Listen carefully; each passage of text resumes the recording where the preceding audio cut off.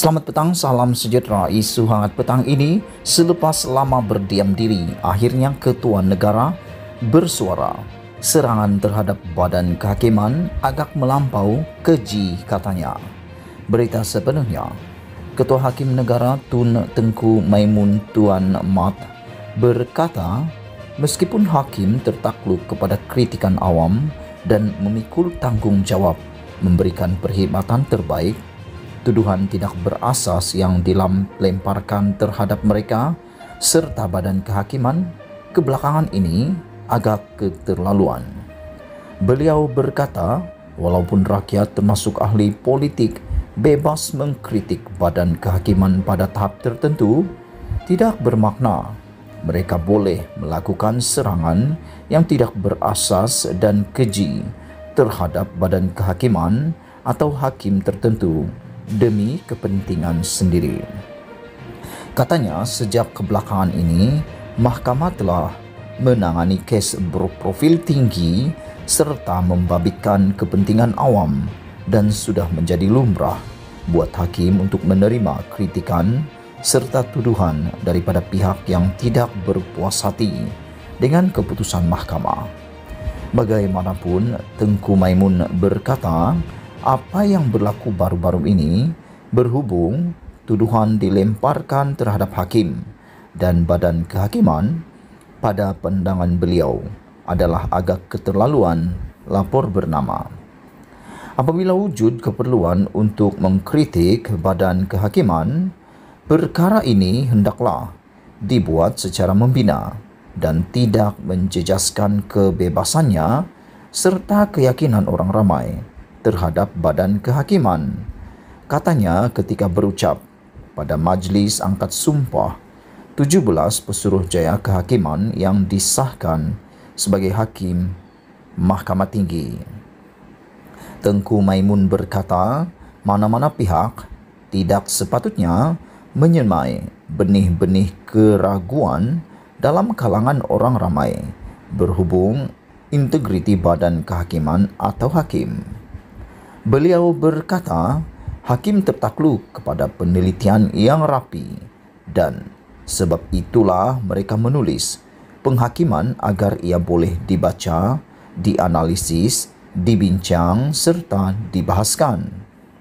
Katanya, Badan Kehakiman adalah barisan pertahanan terakhir dalam demokrasi berparlimen dan tidak boleh ada syak wasangka bahawa ia telah ditakluki.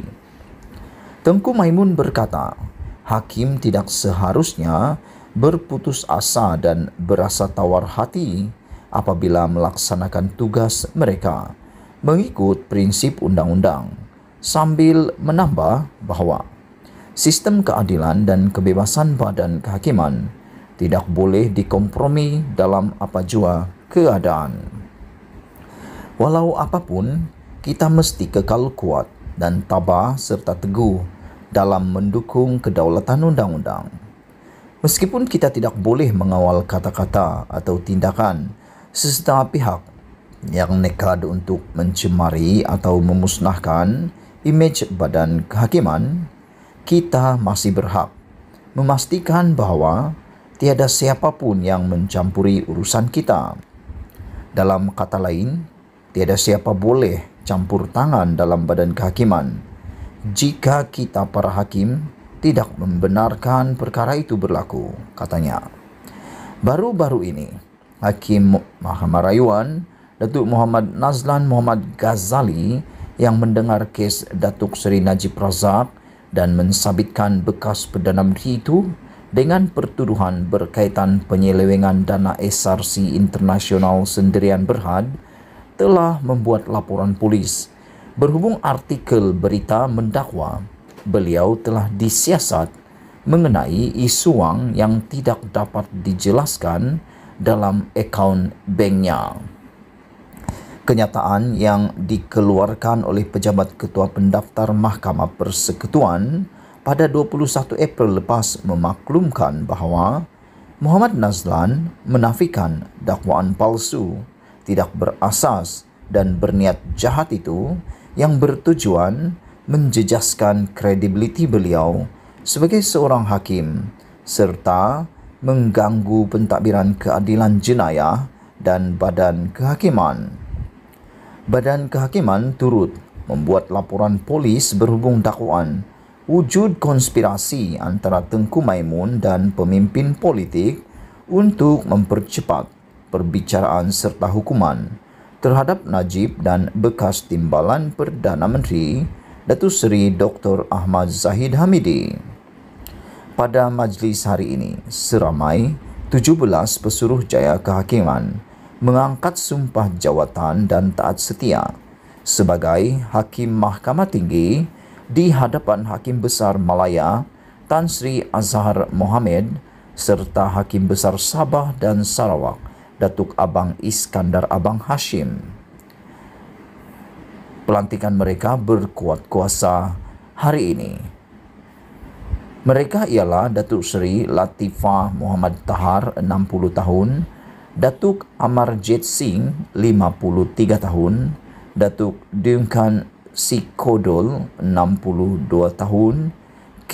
Muniandi 60 tahun, Dr. Sahnaz Sulaiman 53 tahun, Evrol Mareti Peter 54 tahun, Christopher Chin So Yin 64 tahun, Ong Chi Kwan 58 tahun, Muhammad Razi Abdul Hamid 59 tahun, Datuk Aslam Zainuddin 56 tahun, Datuk Julie Lek 61 tahun, Wong Siong Tung 58 tahun, Leonard David Shim 56 tahun, Nazarin Wok Nordin 59 tahun, Kwe Chiu Sun 58 tahun, Atan Mustafa Yusuf Ahmad 52 tahun dan Anan Ponudurai 55 tahun. Pelantikan semua mereka berkuat kuasa hari ini. Sekian isu hangat petang ini. Jangan lupa tinggalkan komen anda. Sila tekan butang subscribe dan kita jumpa lagi. Setiap daripada komen anda amatlah dihargai.